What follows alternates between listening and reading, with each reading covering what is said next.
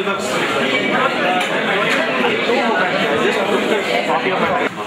join me in welcoming Krishnan Madhubasi as the first speaker of our seminar series of EPGP Seminar.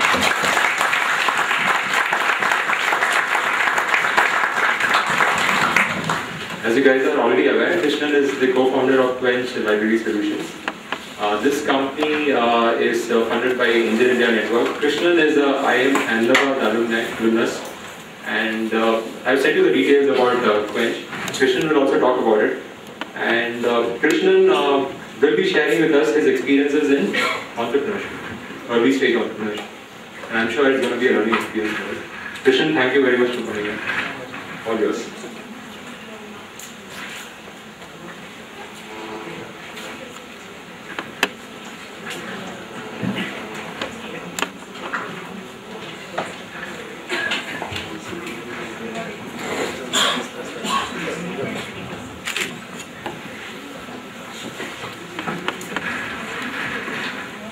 Thanks, Vishnu. Good afternoon, everyone. I hope I'm audible. Yes. It's a nice feeling standing in this well again after 3 years. Nice to be here. Thanks. I think you had a fair share of your lectures today, and let's continue that for a bit.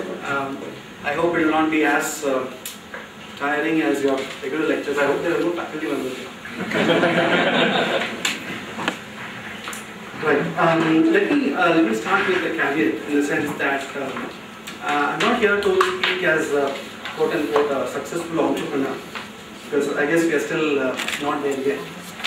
But what I believe is that we've had some experiences in the last couple of years, right? And like any other field, there is a certain key learning that happens in the initial formative years. And I believe that the last couple of years has been a phenomenal learning experience for us in terms of trying to make something out of an idea into a business. And part of that is what I will be sharing with you today. And many of these thoughts, I'm sure you've already heard from others in different contexts. In fact, they are not even new to me. But the experiences of the last couple of years have actually increased my belief in these principles. So I've just picked up 4 or 5 things, right, which I will try to relate to experiences that we have had in the last couple of years, which is the reason why I kind of believe in them a lot more than when I used to, as an employee of different organizations. Before I get into that part of the presentation, I think I need to give you a quick context in terms of what Kwench is all about. It will be very short, it's not a sales pitch. So 2-3 slides about Kwench, so that you get to know what we are doing.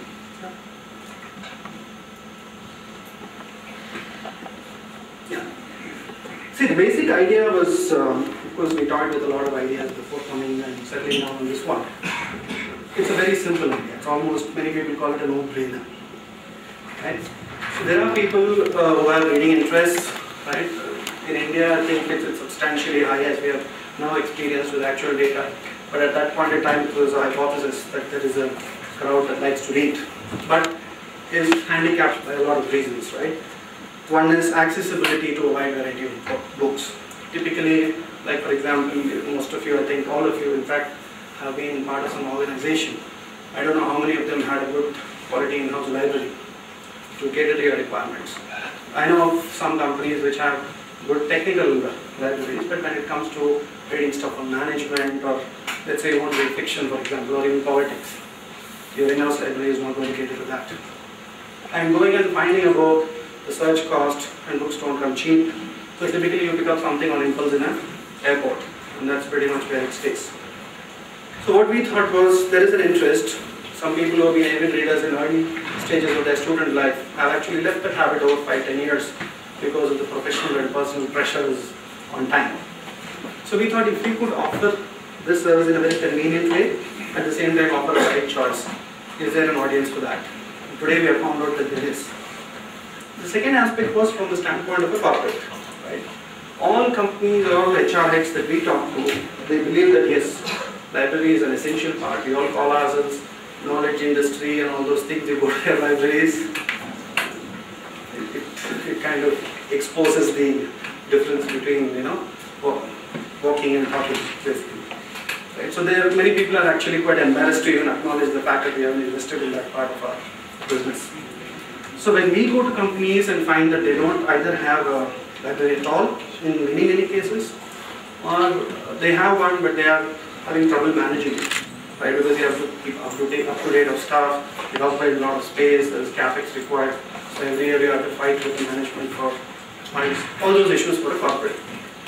So what we did was, look, these are two gaps, both from a corporate standpoint and from an employee standpoint. So let's go and fill that gap. So if companies can outsource their IT, payroll, accounting, canteen, facilities management and security, why not library? It was as simple as that. So we started out with this venture. So what we essentially do is, we have a repository of physical books, right? And we interface with the individual users through our website. So we just go in there, browse, look at the various categories, technical, management, fiction, children's books, comics, you find everything. You place an order online and we go and deliver it to your workplace. You read it and return it, that's it. So for an individual employee, it's literally a desk-to-desk cycle. And for a company, they pay us, but it's substantially cheaper than running their own internal library. So this is the core idea. I'll come to a second part, a kind of a layer to this idea a bit later. We kind of like to flaunt this a bit, so I'm flaunting it. So we serve about 75 clients today. Most of them acquired in the last 12 months. I'm sure some of you may be ex-employees of some of these companies.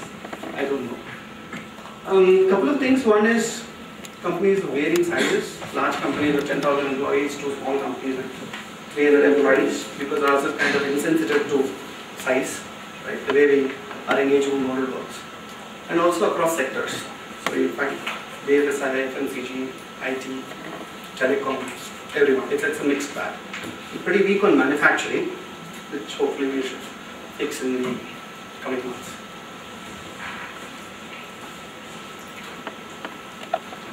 I'm almost at the end of 420. Quick idea. So the company was technically incorporated April 2008. It's about 2 years back. We commenced our operations in July 2008, right? And then we were hit by this huge global economic crisis. So we were twiddling our thumbs for about 6 months, but still saw through that. And we raised funding last year from the Indian Angel Network, which is a network consortium of individual investors. A lot of high-profile CEOs and excellent entrepreneurs, many of whom we may not even have heard before, but some classic characters are there. And the full-fledged operations, what I mean by that is, that's when we are 4 founders actually of this company, all of us batchmates from the PGPX first batch at IIM Bangalore. So we all started involving ourselves full-time only last year. So we're practically a year old. As of now, we operate in 4 cities. Bangalore we just started, in fact that's why I'm here, 4 months back. And we have a team of about 30 employees now across these 4 cities, 75+ clients. And this year we are raising an additional round of funding from the same angels as well as some debt capital. The layer that I talked about is that what we believe is, yes, this library service is something which we will continue to provide, right, which will be kind of bread and butter. What we are also hoping to do is that in the process of providing this service, we are creating an interface at multiple levels. One is there is a website where a user comes in regularly to browse books. And there is also a delivery network which connects to the office workplace of the employee. We have access inside companies, etc., etc. So our idea is, if we can come up with products and services, right, either electronic versions which can be accessed online, or even stuff that can be ordered online and can be easily delivered to the workplace. Like for example, many of our users, apart from using the library, also want to buy books or gift books for other people. So our idea is, if we can leverage this channel to provide other products and services, there would be value in that. Right? So this is something which we are experimenting right now. In the sense, next month, next quarter in fact, we will have the first kind of Kwench store, as we call it, which will be available for users. Hopefully we can come up with good deals that will attract them to buy from us rather than buying elsewhere. So that is the future store in terms of where we are heading towards. So we'll continue on the library service, but also start working on what we call as the channel meeting. And hopefully by next year we should be ready for a VC funding. Already VCs are kind of looking at us hovering from a distance, but we should attract them more. Right, so that's about Kwench really. Now I come to the kind of core subject. And as I said, I've just listed 5 thoughts and I'll try to relate that to our own experiences and hopefully that will be of interest to you. The first question, I think I'm sure there are a bunch of, I hear there are entrepreneurs, people who are already entrepreneurs in this group. I even met a couple of them. But I'm sure there are also a lot of other people who are toying with the idea or may toy with the idea or get inspired someday in the future. But the question that all of us who have such thought spaces, when do we start? You know, now after 2 years, after 5 years, I have commitments, responsibilities, typical questions we faced it. Like families, because we are no longer the 23-year-old who can, you know, throw everything away and venture. So, quintessential question. Philosophical answer, but I'll give you a realistic example as well. Right? When we started, right, with this idea, this was sometime in January 2008. We had finished campus, settled in our respective jobs.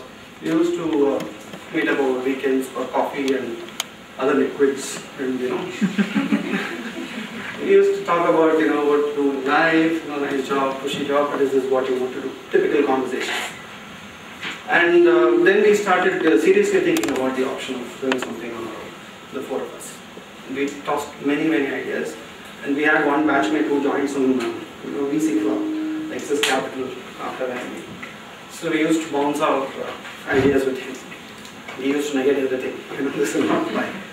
So we kept on trying, and this one kind of seemed to get mass approval, at least to the few people that we talked to. So we said, okay, let's proceed with this. So we met one HR head of a large BPO company and tossed this idea. He said, look, I don't know whether this will work, nor do you, right? And I can't just like that give you a deal. But what I can do is, I'll give you a platform. I'll ask 200 to 300 of my employees to answer a survey. Right? So you find out, is there really a market? And you, whatever discounting you want to do on the survey, you can do it. So at least I'll give you a platform. So around Jan, what we did was we ran a survey, asking typical questions, all the MBA stuff. And you know, we came up with some conclusions, which kind of pointed that, look, there is probably a latent demand for this kind of service.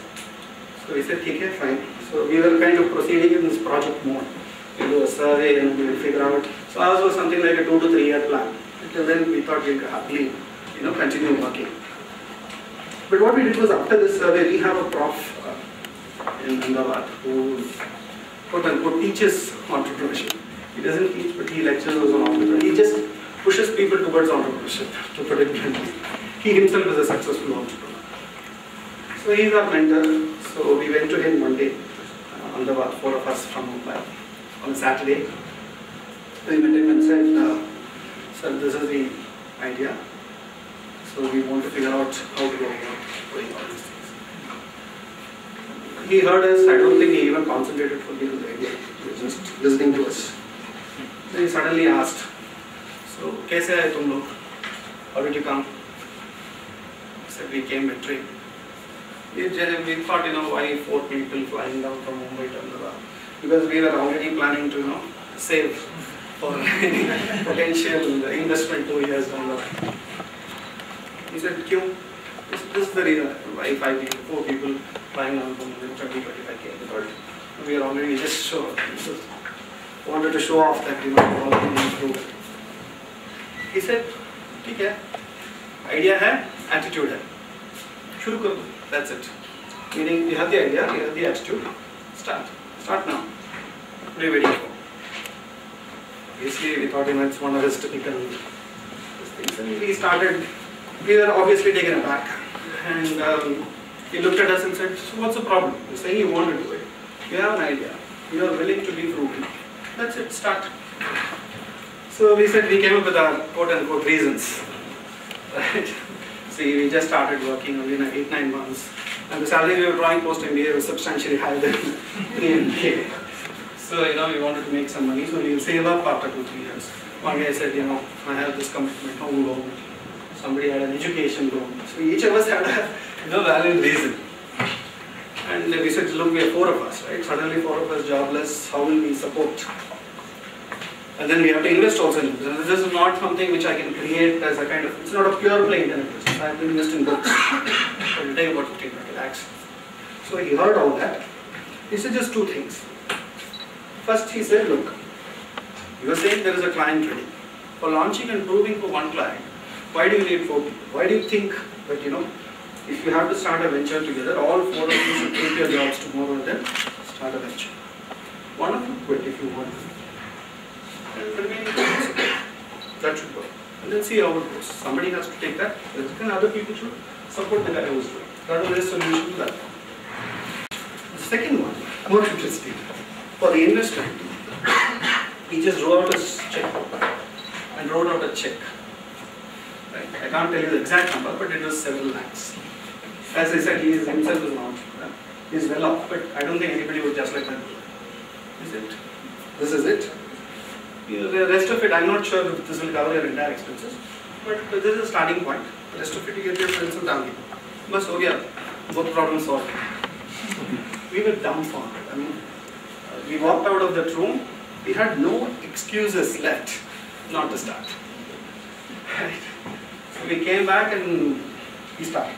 So one of the guys quit. We had an arrangement where the remaining 3 of us were working, and we created a pool where we would contribute to take care of his expenses as well as the company expenses. We ran a company like this for almost 9 months until the funding happened, the angel funding. So the point is, for us it was a kind of a realization, right? Whether it was right or wrong. Today if I look at it, it was the right thing to do. Maybe if things had gone elsewhere, I don't know how I would feel about it. But the fact is, this is the way it happened. So if we had tried to figure out all the knots in our lives and then start, maybe we would have never started. And even today, those liabilities are there. People fulfilling their education loans and home loans and taking care of families is happening. We haven't sunk. So that is thought number 1. I've heard this before a lot of times. I'm sure all of you have. But I never realized it the way I realized it.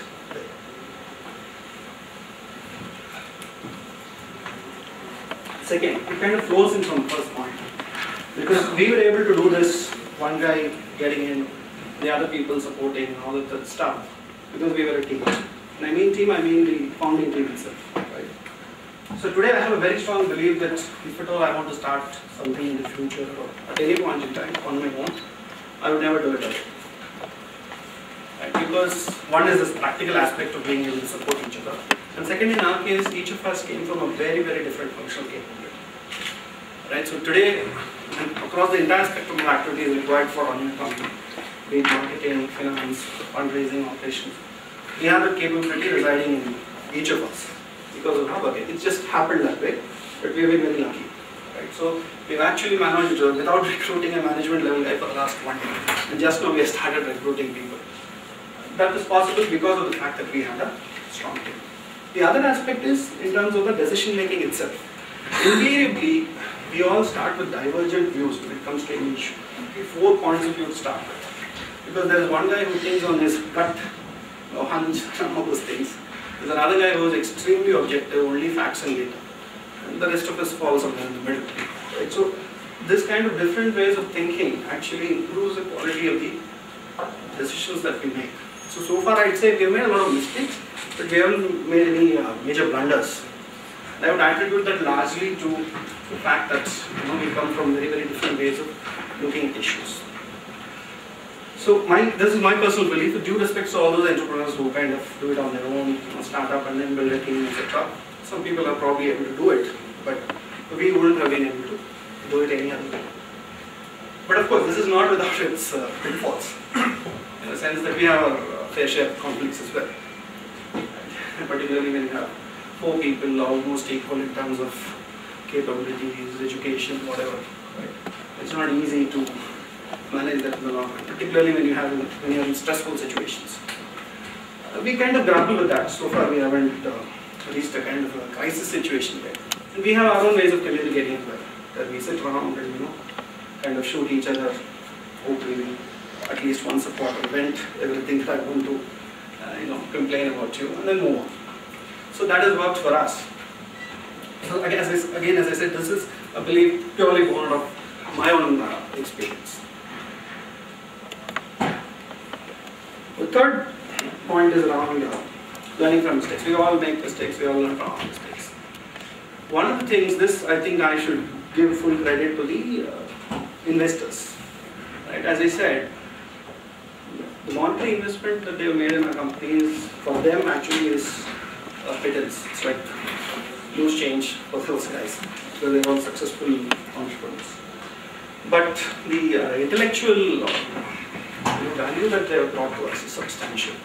Because all of them have struggled. There are some people who have failed in their first 2 ventures and then succeeded in the third. There are guys who are still running companies. The guys who are still having their own problems and keeping their companies afloat. One guy is an investment banker, and we saw him struggle through the financial crisis. So huge amount of wisdom that is residing in these people, which was available to us. So anytime we go to in fact I remember the first time when we got funded, we came up with a mega plan, right? I mean, till then we were like so frugal, no money, and suddenly you know that money is going to come next month. We had a mega plan of investments, this and that, and all that, in the assumption that 6 months your top line will go from here to here, and then we'll start making money and all of that stuff, and we'll raise a second round within 1 year. A lot of assumptions, very aggressive. So he kind of laughed and made certain changes in the top line assumptions. We are doing certain cause and effect. I spend on this and therefore I get so much money. He just tweaked certain assumptions. And we were out of cash in like 6 months. So he said, look, first thing is conserve cash. Right? It's not that money is not going to be available. It will be available at all times. But you raise money only when you don't need it. If you are going to be in a desperate situation and trying to raise money, you will not get it on your terms, you will get it on somebody else's terms.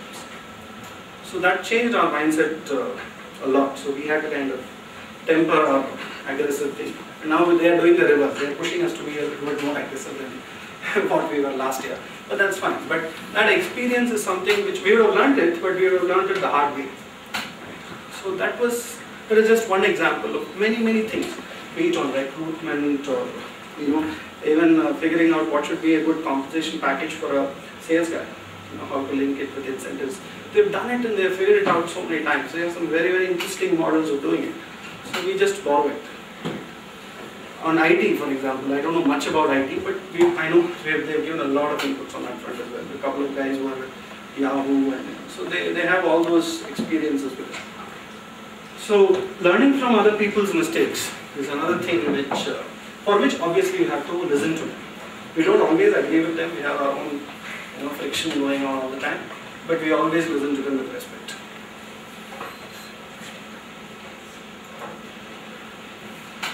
Yeah, this is, as I said, I think kind of ties into what I've already said. You have to come down several notches from, if at all you have a very high-flying lifestyle, as a working professional making money.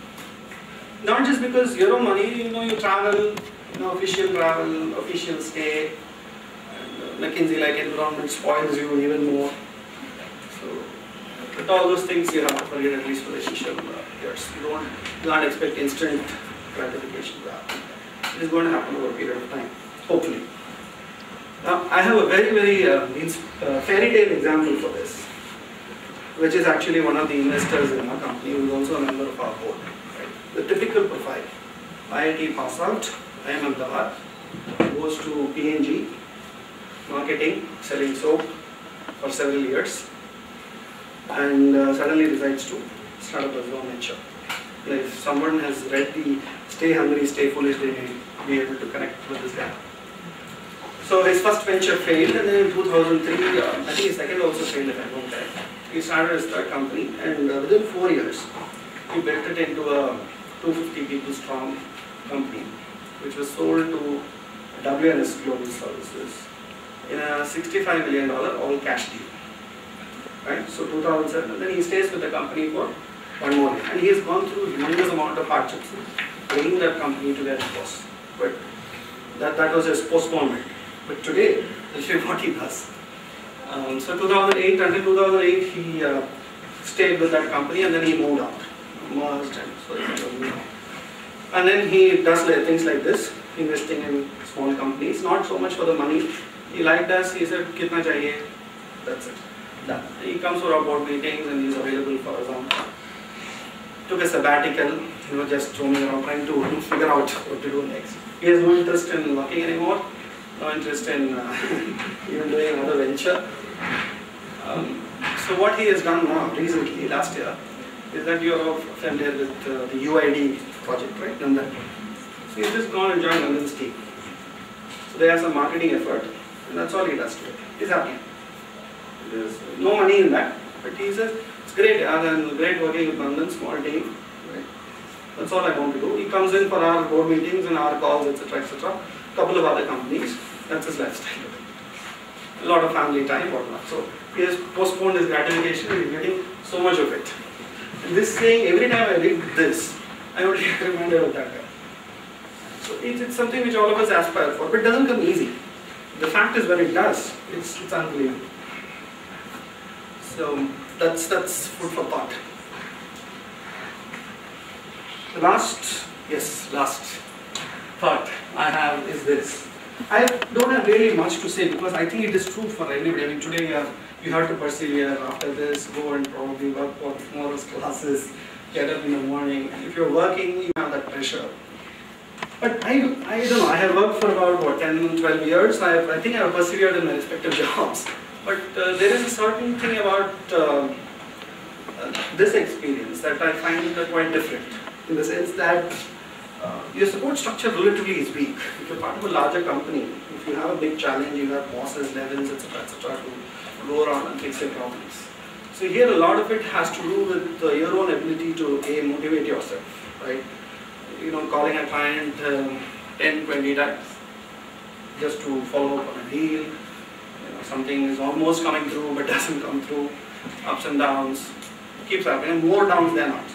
That's a fact. So to keep yourself afloat, right? Forget motivation. Afloat requires a normal amount of perseverance. Every morning when you get up, you should feel motivated enough. Fine, I made 10 calls today. No good answer, but still, let me make another 20 calls today. Every morning you have to get up with that feeling. And that is very, very tough to find. It doesn't come easily always. So I have kind of learned what this really means. So far, whatever I thought was perseverance was nowhere near what is required to, particularly in the initial stages. I think over a period of time, when you build an organization, you still have challenges, but at least it's about managing people and probably maybe getting the right. But in the initial days when you are doing everything, right? For example, in our case, though I talked about all kinds of capabilities, one critical ingredient that was missing was our ability to sell. Right? None of us had sold anything in life. All these nice, talking about what value you deliver and all this. Sales requires a different. I'm sure there are some salespeople here that requires a different bent of mind. Right? A certain ability to connect with people. Sometimes having a thicker skin than you would normally have. Lot of challenges there. It doesn't come easily. So we had a lot of figuring out to do. We were pathetic salespeople in the initial days.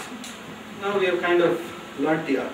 But getting a no from a client is a very difficult thing to stop. And if it happens too often, then there's a problem. Today we can show this client logos, etc., etc. But a year back, when we had 5 clients, it was very, very difficult to push it through. The only basis was some hope, a ray of hope in that guy's way of thinking, rather than anything that you can deliver or you can demonstrate it. So this one, to my mind, is I can't put this better than that because it's more the feeling that I have. Perseverance is something absolutely essential and probably the most important thing of all the thoughts I described so far. So I'm going to stop with this and be happy to take any questions related to this, not related to this. Yeah, please. How useful was the MBA education apart from meeting other co-founders?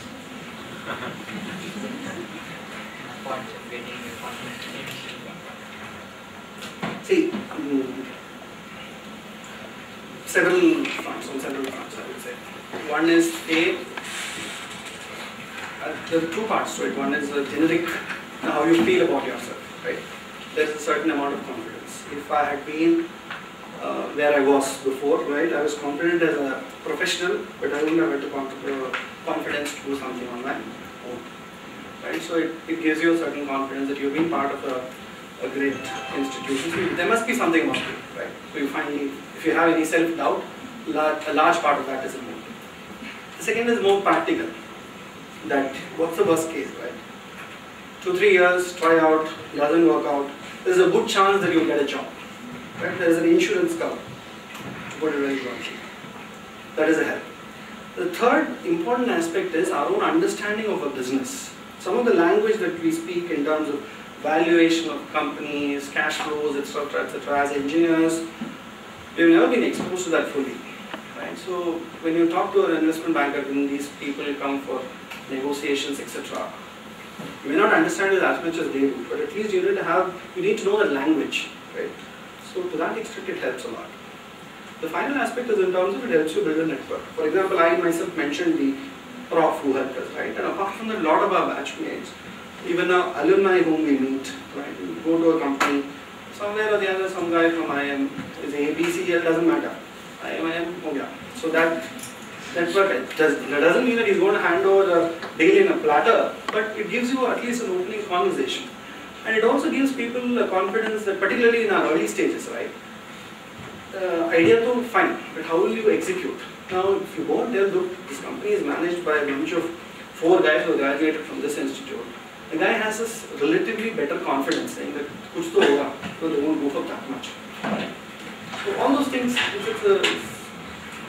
it's a combination, it's a bouquet of advantages. So I would definitely say that if not for that stint of 1 year, I wouldn't have probably done this. Your PGP batchmates and your PGPAs, do they consider part of fraternity or there is a... See, good question. I mean, for us particularly, it was a big question because we were the first batch of PGPAs in the campus. Right? So our interactions were initially very limited, there was friction, etc. But now, looking back, after 2-3 years, the lines have blurred. Right? We don't even... nobody talks about whether it's PGP or alumni of IIM. That's it. Right? The introductions which other people make of us also, you guys are from IIM. That's it. So the distinction is drawn only by a few people who actually know that there are 2 programs, etc. So 2-3 years down the line, after you go from here, it doesn't matter. You'll be seen as an alumni of this institute. That's it. It doesn't matter whether it's PGP or X or whatever. The book that you... by the way, he's Subbu in the book, Prashant John. Remember Prashant John? Not everything about Subbu is true. Second degree. The second degree, he's the role of Subbu. He's a better man. Yeah. You should have guessed just by the looks. And he won't run. He won't go for run. No, that is a different one. Excuse me. In your assessment, what made you click with Indian Angel Network? What kind of things helped you get? Actually, ours was to that extent a Friday, in the sense that we approached them sometime in September, just before the October thing happened. And discussions continued through that time, and we closed the deal in February, which is a very good turnaround time for a new company. In our estimate, there are 2-3 things. One is when we went to them in September, we already had about 4 clients. Right? We had executed for those clients. We weren't making great money, but we had demonstrated that this thing works.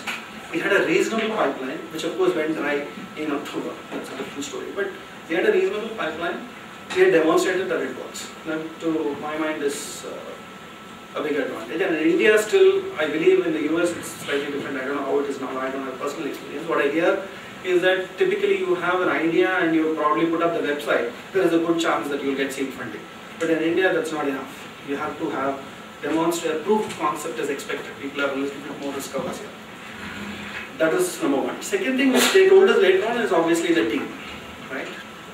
In terms of the various capabilities, etc. So they said if you are going to get together and do something, hopefully at least one of you will have the good sense to make something good out of it. I guess it was more that probability thing that operated on their head. That was the second thing that they mentioned.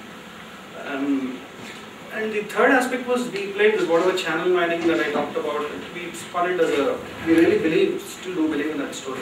How it will pan out, we'll come to know the next year. They bought into that story. There's a good reason. I think there are a couple of people who watched some kind of similar models elsewhere. So they bought into that story. So to my mind, those are really the 2-3 things. Plus the fact that we had substantial experience also mattered. Each of us had about 8 to 10 years of experience prior to that. So, you initially said that the idea is very simple, and it is very simple. So what is your company's USP, and how do you encounter the threat? Because this idea can easily replicate by anybody else. Absolutely.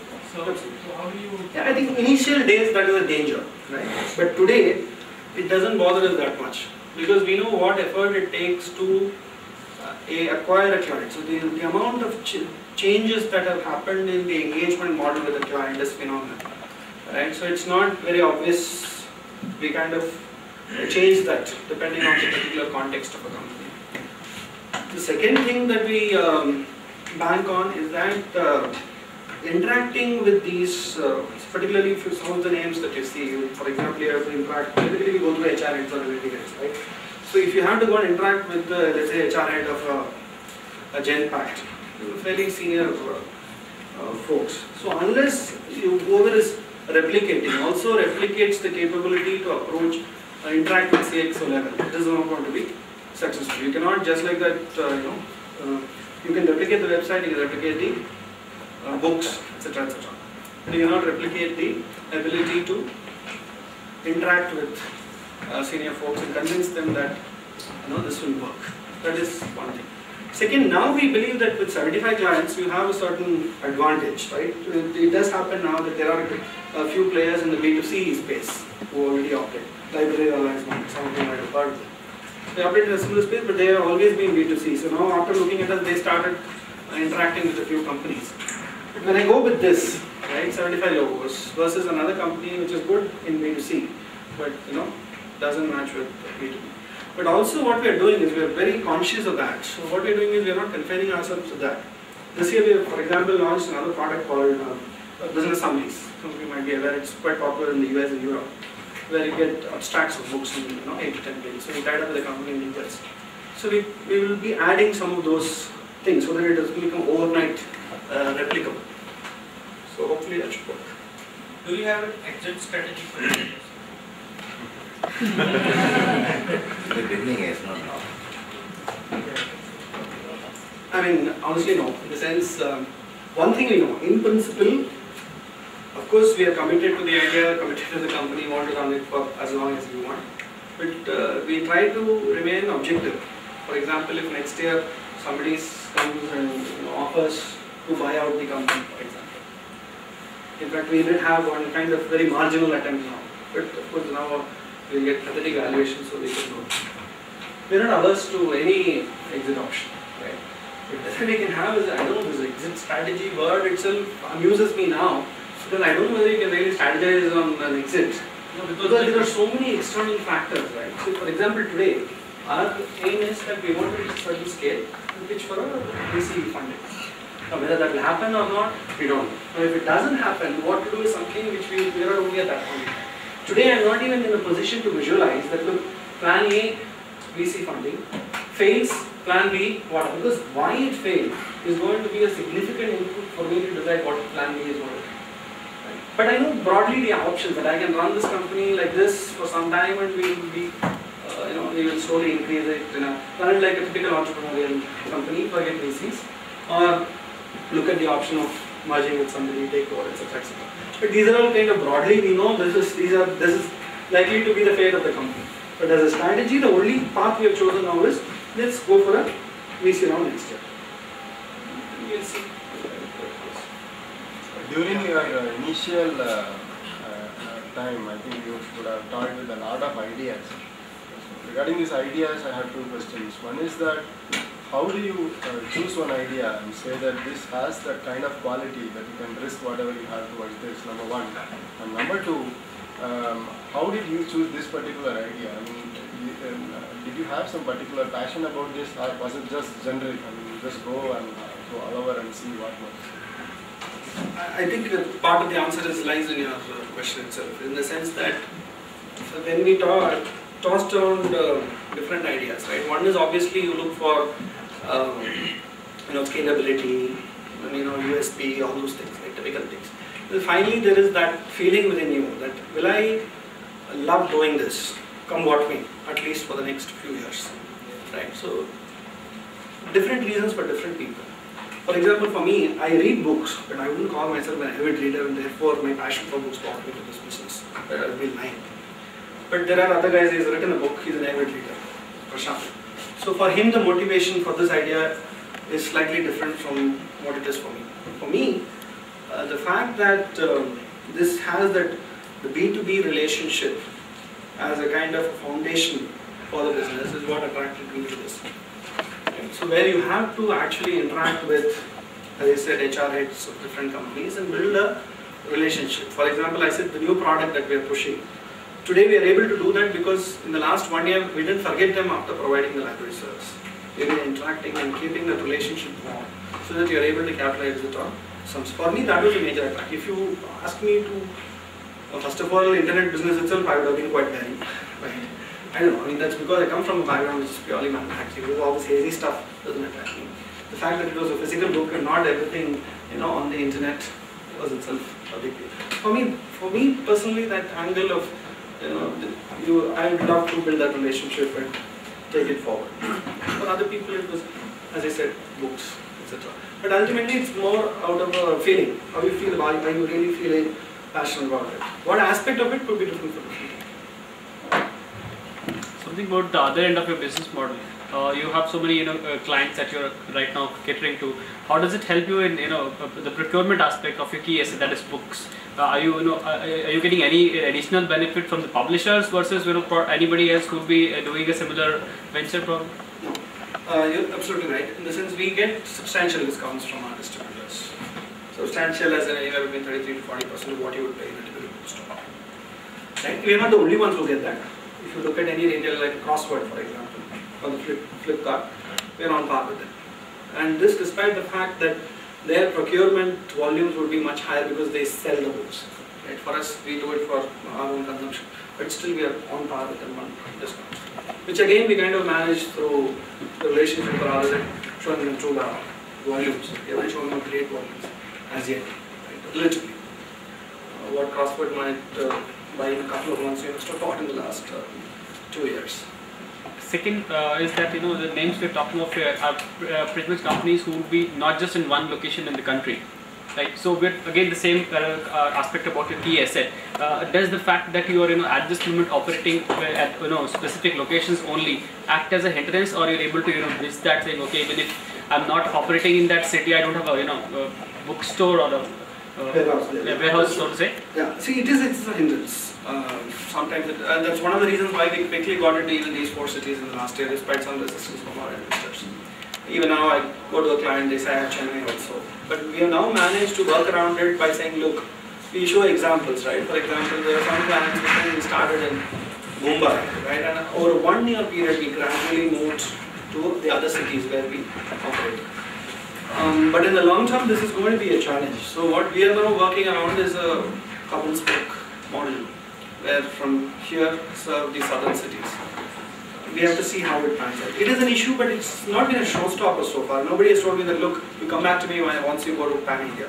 Because they also want to try out, right? So they say, let me try out in my central location, and then as and when you go there, and some people say, okay, you come back to me later. That's very few. Can you elaborate a little more on raise money only when you don't need it? I mean, typically we raise money when we need it, right? See, I think the connotation is not so much real as in a frame of mind. Right?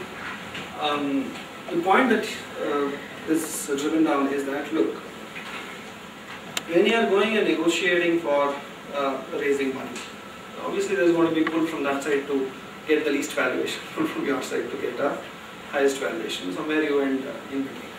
What that means is you shouldn't be in a situation where you're running out of cash, let's say in 3 months' time, and then you start talking to an investor. He's going to look at your balance sheet and these guys are going to run out of money.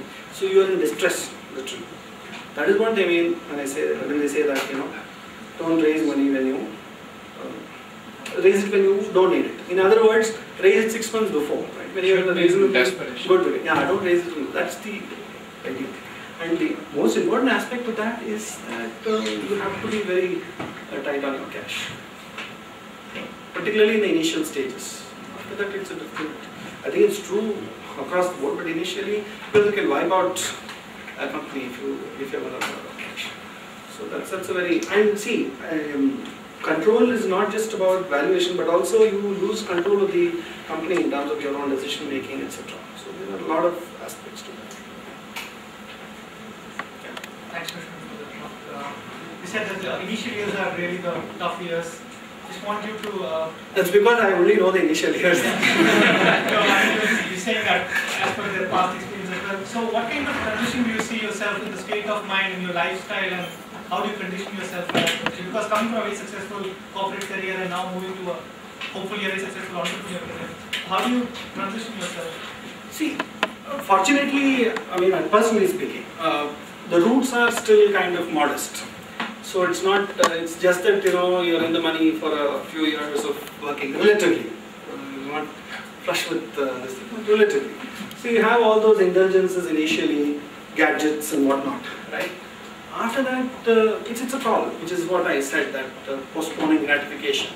So you want to, you can continue down that path and keep on upgrading your four-wheeler or gadgets. But at some stage you take a call that maybe not this, right? Because for that you have to keep on living with what you may not necessarily enjoy. So that it is mental, right? But it is also in the hope that it is not permanent. I'm not saying that you become a saint for the rest of your lives. It's not possible.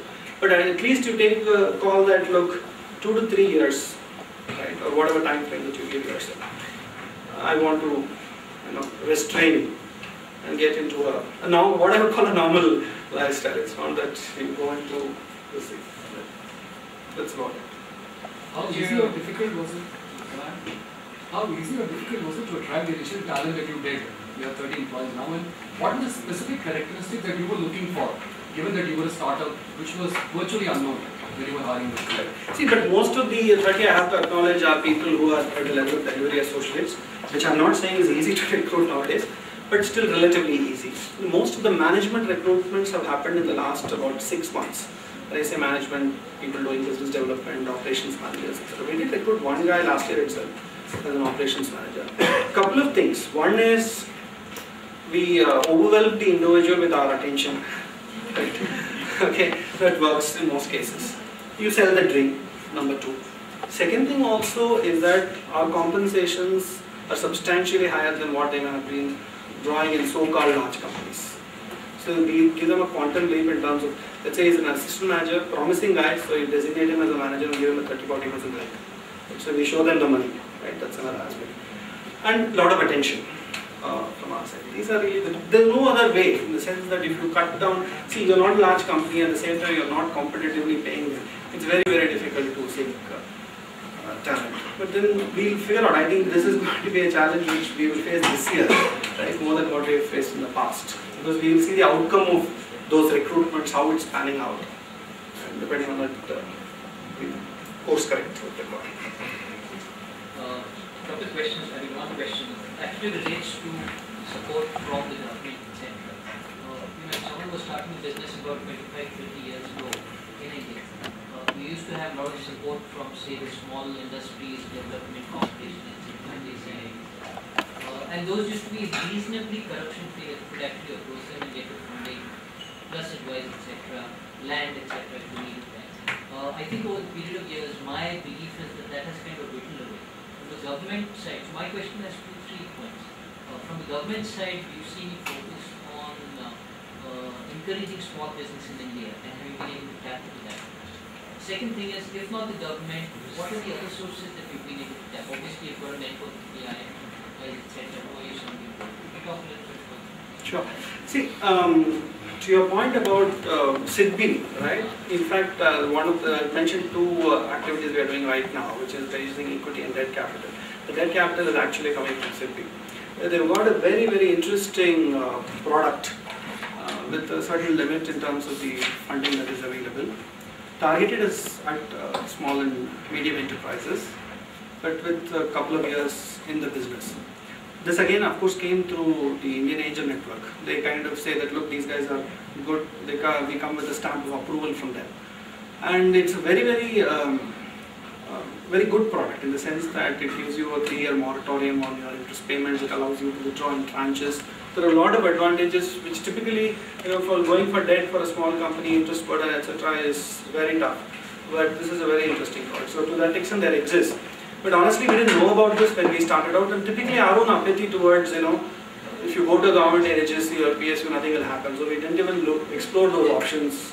We went straight away into all these, individuals and this network of angel investors and tapped them rather than looking at it. So now it's going to be our first experience. They've been very professional so far. So we'll figure out, hopefully it should get sanctioned in a couple of months.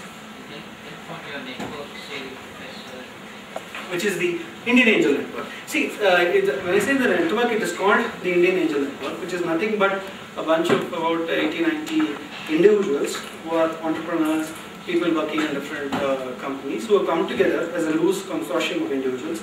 They invest in their individual capacity, but it allows that they have an office which supports in filtering the various requests for business plans, etc.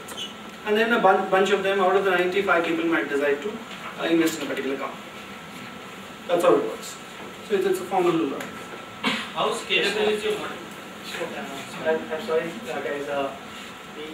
I'm thankful for your participation, but we just have Professor Narayan Swami over here, and we thank Komla for arranging this thing and having Professor Narayan Swami to do a round of honors with us. Professor Narayan Swami is our financial report, and he's on the board of these two companies.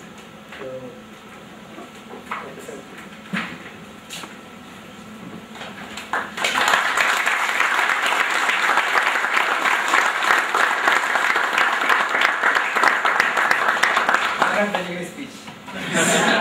Awesome. Second batch. He started his own, it's called Inkscape Corporate. I don't know if you've heard of it. So they have started running a lot of diverse businesses. One of them happens to be food chain. Okay, food chain. Yeah, so I was just talking to him, one of the major challenges, I was just asking him how to do this. So he told me that one of the major thing is you have to take a call as to how far will you go, violating ethics when you start a business. Fortunately for us, we haven't faced the dilemma at all so far.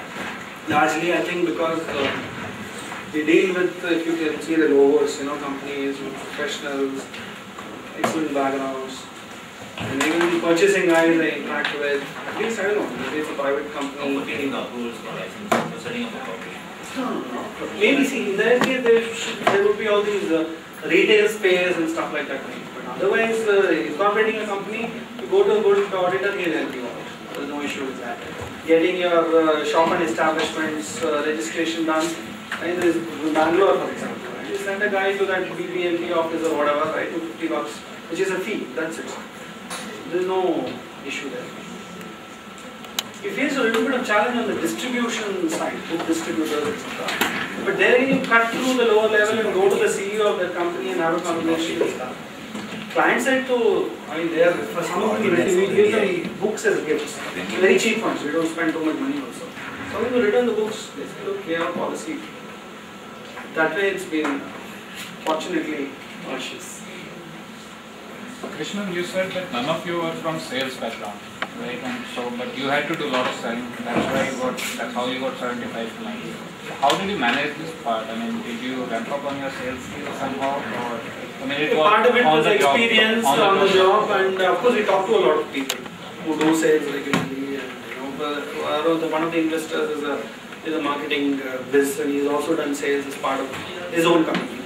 So some of it we learned there, some of it is still learning actually, compared to typical traditional sales. I think thanks. Vishnu will do a vote of thanks for Krishnan. I'm sure there are a lot of unanswered questions about PGPX placements and McKinsey and all those things which we can take offline when we are having a tea session. So a vote of thanks from Vishnu. Krishnan, thanks a lot for coming here, and we really value your time. It has been a great learning experience for me because there are a number of entrepreneurs in our batch, and I'm sure a lot of us are toying with the idea of considering entrepreneurship as an option. So it was a great experience, hearing you out. And I'm sure that there will be a lot of questions that you in the informal session outside the classroom. So thanks a lot, and wish you all the best for your life.